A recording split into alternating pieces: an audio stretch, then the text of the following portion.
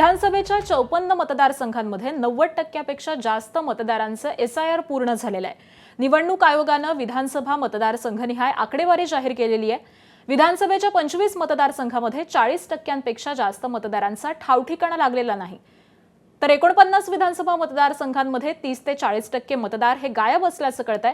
ठाण्यातल्या भिवंडी पूर्वमध्ये फक्त 51% मतदारांचे एसआयआर पूर्ण झालेले आहे। त्याचबरोबर कुलाबा, खडकवासला, नालासोपारा आणि कोथरूडमध्ये 53% मतदार सापडलेत।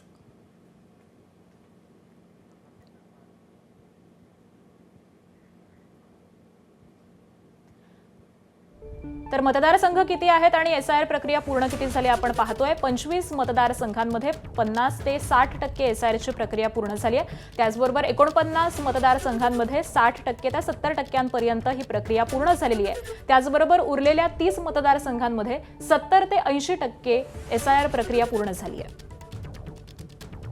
त्यानंतर 130 मतदारसंघांमध्ये 80 ते 90% मतदार सापडलेले आहेत, त्यांची ही एसआयआरची प्रक्रिया पूर्ण झालेली आहे। आणि त्याचबरोबर 54 मतदारसंघ असे आहेत की ज्यामध्ये 90%पेक्षा जास्त एसआयआर प्रक्रिया पूर्ण झाली आहे।